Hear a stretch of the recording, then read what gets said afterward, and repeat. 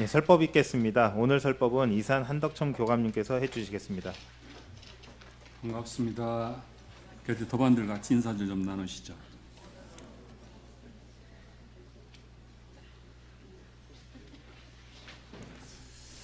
박용철님이 우리 신산 회장님한테 10년 됐으니까 이제 물러나겠다 그래서 신사님이 선뜻 그래라고 했다고 합니다.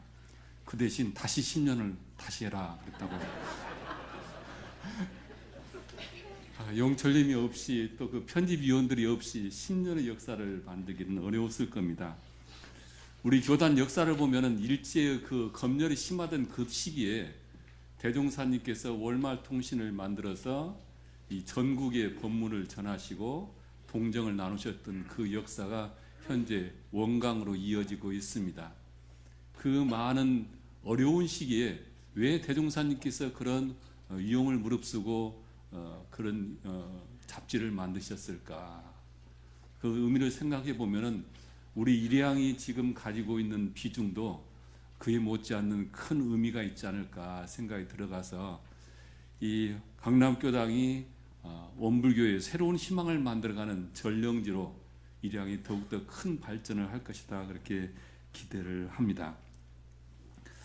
대산종사님 법문 보면은 공부 이주 교화종, 교화 이주 사업종이라는 말씀이 있었고 이 법문을 구현하기 위해서 우리 강남교당의 가풍으로 지금 생각을 하고 있습니다.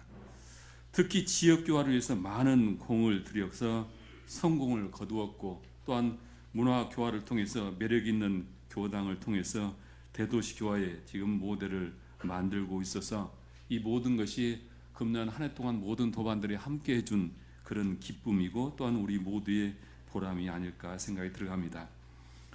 우리 여기 초등학교 때부터 이솝우화를 다 들으셨는데 제가 이솝우화를 듣고 새롭게 창작한 이야기를 통해서 지혜를 얻은 것이 하나 있습니다. 언젠가 소개를 드리기도 했는데 개미와 이제 배짱이라고 하는 이솝우화를 다 알고 계시죠? 그 이야기는 이렇게 되죠. 여름에 그 무더운 날 개미들은 열심히 일을 하고 배짱이는 그늘에서 노래만 불렀다. 그래서 가을이 되고 겨울이 되니까 이제 개미들은 그 쌓아놓은 곡식을 가지고 겨울을 잘 굴 속에서 지내고 있고 배짱이는 먹을 것이 없어서 개미한테 집에 가서 동령을 구하는 이야기가 이제 이솝우화 이야기입니다. 이 이야기는 우리가 알고 있는 산업시대를 대표하는 가장 대표적인 이야기죠. 열심히 근검절약하면서 살아야 된다는 것이 이제 산업사의 가장 큰 미덕이었던 그런 가르침의 이야기였는데 이 개미와 벼짱이가 일본에 가서 청소년들에게 이렇게 지금 재창작이 되었다고 합니다. 이제 겨울이 되어서 벼짱이가 개미집에 가서 문을 두드리는데 아무 인기척이 없었다. 그래서 아무 인기척이 없어 문틈으로 봤더니 너무 여름에 일을 많이 해가지고 과로사를 전부 당했더라. 그래서 일본의 청소년들은 이제는 우리는 이렇게 살지는 않겠다 그렇게 얘기를 한다고 합니다. 이 이야기가 이제 미국을 갔는데 미국을 가서 이제 겨울이 되니까 전부 다 개미들이 이제 집 굴 안에 있는데 어린아이 답답하잖아요. 한겨울에 굴 속에만 있으니까. 근데 밖에서 아름다운 음악 소리가 들리니까 아이들이 전부 문을 열고 나오는 거죠. 그러니까 벼짱이가 이 세상에 공짜는 없다. 전부 티켓 사라. 자본주의를 대표하는 미국의 이야기죠. 자, 이 이야기가 21세기 새로운 시대는 어떻게 이야기가 재창작이 될까? 이제 가을이 되고 겨울이 되어서 눈바람이 치고 날씨가 추우니까 벼짱이가 개미집에 문을 두드립니다. 그러니까 이 굴 속에 있는 개미들이 전부 가족들이 나와가지고 아주 융숭한 환영을 하고 대접을 하면서 집 안으로 모십니다. 벼짱이를. 그리고 아랫목이 모시니까 이 벼짱이가 얼굴이 들 수가 없어요. 자기는 그 무더운 여름만 일도 않고 노래만 불렀는데 자기를 융숭한 대접을 하니까. 그래서 나에게 왜 이렇게 대접을 하냐 그러니까 이 개미들이 하는 소리가 그 무더운 여름날 당신이 노래가 없었으면 우리는 일을 하다가 다 지쳐 죽었을 것입니다. 그러니 당신이 은인입니다. 이것이 앞으로 시대는 너도 살고 나도 사는 상생의 시대다. 앞으로 시대는 이렇게 살아야 세상을 잘 살게 되고 세상이 평화로운 시대가 된다. 우리 대종사님께서 말씀하신 사은은 너도 살고 나도 사는 상생의 가르침이죠. 이 가르침을 우리 일양에 담아서 우리는 10년 동안 함께 나누었습니다. 사람은 무엇으로 사는가? 아무리 고상한 말을 해도 우리는 의식주를 통해서 인생을 살죠. 의식주는 우리가 사람답게 살아가는데 가장 기초적이고 원초적인 것이 이제 의식주인데, 이 의식주가 문화라는 옷을 입고 더욱더 다양해지고 풍성해지고 고급화되어서 이 문화가 우리의 마음속에 뿌리를 내리고 이 문화가 우리의 삶의 행동을 만들어서 우리 삶을 더욱 풍요롭게 하는 것 같습니다. 저희 강남교당은 처음에 좋은 교당 만들기 운동을 벌였습니다. 좋은 교당 만들기를 추진하다 보니까 문화에 대한 관심을 가지지 않을 수 없고, 이 좋은 교당 만들기에서 문화가 결합을 해서 매력 있는 교당 만들기를 우리는 지향을 지금 하고 있습니다. 매력이라고 하는 것은 사람을 끌어들이는 힘이죠. 아무리 외모가 좀 부족하더라도, 집이 아무리 허술하더라도 매력이 있는 곳에는 사람이 몰려들게 되어 있죠. 그래서 사실은 외모보다는 나는 매력을 누구한테 주는 사람인가 아니냐에 따라서 주위의 인연들이 어떤 인연들이 모여 있는가 다를 거라고 봅니다. 이제 교화도 문화라고 하는 옷을 입고 좀 더 풍성해져야 한다, 그런 생각이 들어서 강남교당의 지금 원불교 강남교당 교화는 문화라는 옷을 입혀가고 있고 그 역할을 지금 우리 일양이 하고 있습니다. 원불교인들이 자랑스러운 것이 있죠. 원불교 교법은 미래 시대를 지향하는 새로운 교법이고 5만 년 대운을 가는 좋은 교법이라는 자긍심을 가지고 있습니다. 그런데 아무리 교법이 좋다 하더라도 이것을 잘 포장해서 판매하지 못하면 사람들이 관심을 가질 수가 없죠. 이 교법의 문화의 옷을 우리가 지금 입히고 있습니다. 요즘 한류 바람을 보면서 과연 몇 년 전에 우리 어른 세대들이 과연 그런 날이 올 거라고 생각을 해보셨습니까? 우리가 팝송을 그 가수들이 초청이 됐을 때 그 열광했던 그런 추억은 있지만 우리나라 노래가 외국에 나가서 그렇게 환영을 받을 날이 있을 수 있을까? 방탄소년단 같은 지금 그 공연들은 외국에서도 천막을 치고 밤새서 티켓을 구해야 한다고 합니다. 과연 우리나라가 그런 나라가 될 수 있었을까 생각해 보면 아마 그런 생각을 해본 사람은 여기 계시는 60대 이상은 아무도 생각을 해보지 않으셨을 것 같아요. 이제 세상은 문화라고 하는 것을 통해서 서로 세상이 하나로 소통하고 만나고 있습니다. 그래서 우리 강남교당이 지금 문화가 있는 매력 있는 교당을 만들고 있고 그 역할을 지금 일양이 하고 있는데요. 문화라고 하는 것은 사람들이 만드는 것이죠. 누가 만들어주는 것이 아니라 우리 사람들이 만들어 가는데, 형체가 있는 것이든 형체가 없는 것이든 이 문화라고 하는 것은 사람들이 만들어 가는데, 우리가 살아가면서 나이가 들어가면서 지나온 세간에 아름다운 추억 한두 정도는 있어야 하지 않겠어요? 그래서 과거를 회상하면서 추억을 더듬을 수 있는 삶을 살아갔다고 하면 그 삶은 결코 후회롭지 않은 삶이 될 거라고 생각이 들어갑니다. 저희 강남교당은 그런 추억을 만들기를 염원하고 스토리가 있는 교당을 지향을 하고 있습니다. 우리의 신앙과 수행이, 그리고 우리 도반들이 만나서 신앙생활한 이 이야기들이 아름다운 추억이 될 수 있는 그런 신앙생활을 원하고 있고, 그것을 지금 우리는 만들어가고 있고 그것을 표현을 지금 일양을 통해서 하고 있습니다. 또 문화는 환경에 적응하기 위한 것이죠. 농경사회에서는 농경사회에 맞게 문화가 만들어지고 유목민들은 유목민에게 맞게 문화가 만들어져 있고, 원불교는 새로운 시대에 맞게 개교가 되어 있습니다. 물질이 개벽되는 새 세상에 우리가 지금 당하는 물질보다 더 상상할 수 없는 물질 문명 시대가 도래해야 한다고 합니다. 그 시대에 맞는 교법이 원불교 교법입니다. 그래서 강남교당은 시대화, 생활화, 대중화를 하는 선봉적인 역할을 하려고 하고 입양을 통해서 그것을 하려고 합니다. 또한 문화는 우리에게 그것을 지키고 전달하고자 합니다. 우리의 문화가 지금 많은 사람들에게 관심을 가지고 있고 서울 교구에서 모든 교당이 저에게 원하는 것이 강남교당이 원하는 것이 강남교당의 이 물결을 서울 전 교당으로 파급시켜달라는 그런 요청을 하고 있습니다. 우리는 우리의 문화를 만들고 또한 전달을 하게 될 것입니다. 최근에 아주 유명한 영화가 이제 보헤미안 랩소디라는 영화죠. 이 영화 제목이 무슨 뜻인지 혹시 아세요? 그대로 의역을 하면은 보헤미안들의 광시곡이다, 이제 그런 뜻이죠. 근데 보헤미안이라는 그 의미는 그 동유럽에 있는 보헤미안들이 파리로 이주를 하면서 새로운 파리 문화를 만들었던 이야기인데 이것은 이 새로움을 추구하는 의미를 가지고 있다고 합니다.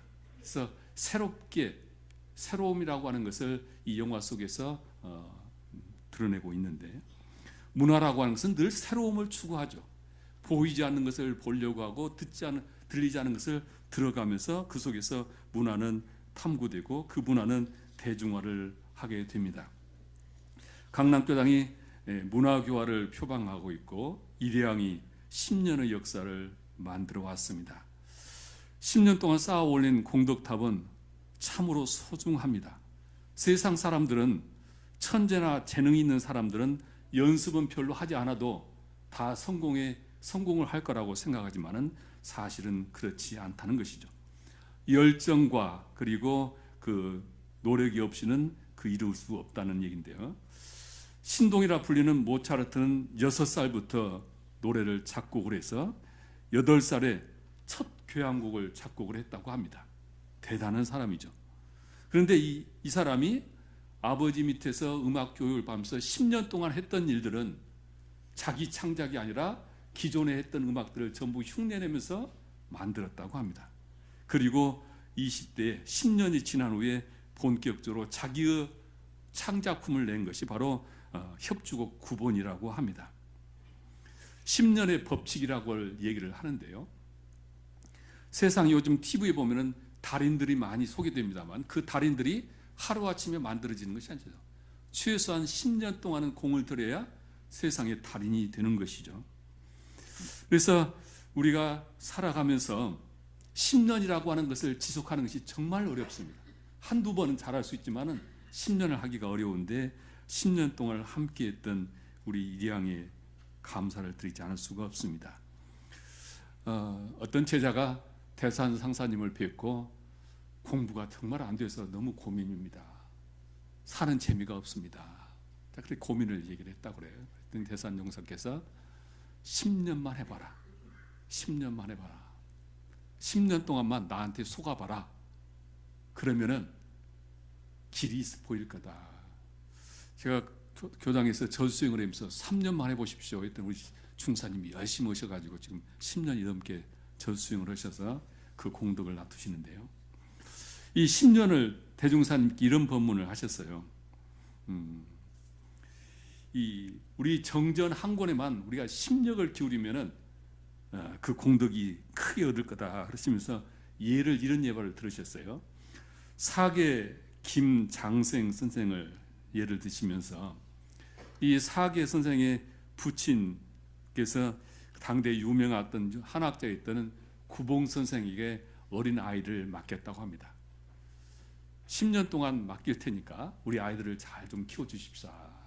그리고 10년 동안 모든 학비와 모든 생활을 다 후원을 하겠다.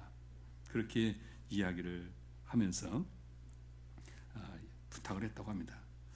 그러니까 이 구봉 선생이 10년 동안 그러면 찾아오지도 말고 나한테 온통 맡겨라. 그래서 약속을 하고 맡겠다고 합니다. 자, 8년이 어린아이를 맡기고 8년이 지나니까 얼마나 컸는지, 얼마나 공부가 순숙되었는지 궁금해서 견딜 수가 없잖아요.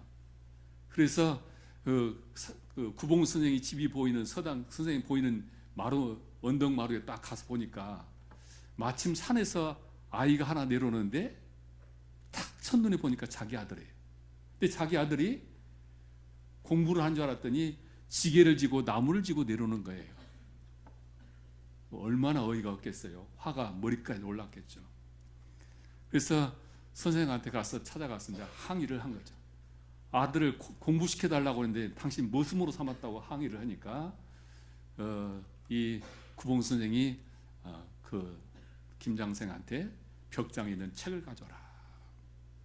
이 한번 새겨봐라 하는데 줄줄줄줄 그냥 거리낌이 없이 글을 새기더라. 그러니까 이 사계 선생 아버지가 크게 놀래가지고 죄송하다고 하고 마지막 2년까지를 더 공부를 시켜주십시오. 그랬더니 구봉 선생이 이제 가르쳐봤자 소용없다. 이제 사심이 들어서 가르쳐 소용없으니까 데리고 가라. 세계에 나는 문장을 만들려고 했는데 조선의 문장은 될 거다. 그리고 보냈다고 하시면서 사람은 10년 동안 공을 들이면은 분명히 그 공덕이 나타난다는 말씀을 하셨습니다. 우리 10년의 공덕탑이 그렇게 쌓였습니다. 저는 그 구룡사에서 발행하는 월간 붓다를 지금 10년 이상을 구독을 하고 있습니다. 사실은 이 월간 붓다를 보고 제가 착상을 한 것이 이제 일양이었는데요. 그 잡지는 매달 발행을 하는데 여러 사람이 시사를 하면은 그것을 교도소, 학교 다양한 곳에 지금 보내고 있고 저도 거기에 후원을 하면서 그 잡지를 받아보고 있는데 우리 일양이 그렇게 이제 많은 세상 사람들에게 은혜를 나누는 희망을 나누고 그리고 우리 모두에게 삶의 기쁨을 주는 그런 잡지가 될 수 있도록 그렇게 확장이 될 수 있기를 저는 염원을 하고 있습니다. 오늘로써 원기 103년의 법회를 마감합니다. 103년 동안 저희 강남교당은 성화법화 낙화를 염원하면서 법회를 열어왔고 오늘 마지막 법회를 일양 10주년으로 마무리할 수 있는 그런 큰 기쁨이 돼서 너무 감사를 드립니다. 그리고 강남교당에서는 오늘 저녁에 일주일간의 참회 정진 기도를 마감을 할 겁니다. 그러면 저녁에는 1000배를 200배씩 끊어서 1000배를 하고 함께해서 우리의 1년을 모든 업장을 소멸하고 그리고 새롭게 새해를 열어가는 디딤돌을 놓고자 합니다. 그래서 1000배를 다 못 드셔도 참가하셔서 그 기운을 함께 받아가셨으면 좋겠습니다. 합장하시겠습니다. 법신부 사은이시여 대종사님께서는 정신기벽으로 파란고의 모든 일치 생명을 광대무량한 낙운으로 인도하기 위해서 이 원불교를 개교한다 하셨습니다. 그 대자대비에 따라서 저희들 강남교당에 모여서 신앙하고 수행하고 그리고 소중한 법동지들과 법연을 만들어가면서 은혜롭게 1년을 보냈나이다. 법신부 사은이시여 저희 강남교당은 원불교의 희망이 되고자 정진하였나이다. 법열 충만한 수행도량으로 교도 중심의 열린 도량으로 이로운 가정의 행복 도량으로 청소년교와의 희망 도량으로 봉공이 즐거운 은혜 도량으로 모든 도반들이 합심을 이루어서 모두가 바라보고 부러워하는 교당을 이루었습니다. 저희들은 여기에 머물지 않고 일양과 함께 새롭게 원기 104년을 열어가고자 합니다. 모든 교당의 신앙과 수행과 봉공과 문화가 함께 어울려서 더욱더 매력있는 교당을 통해서 원불교의 희망을 만들어가고자 하옵나이다. 하오니 법신불 사은이시여 저희들에게 새로운 새해를 더욱더 희망으로 꿈으로 열어갈 수 있도록 인도해 주시고 저희들을 길을 밝혀 주시옵소서. 저희들 마음 모아 일심으로 비옵나이다. 자.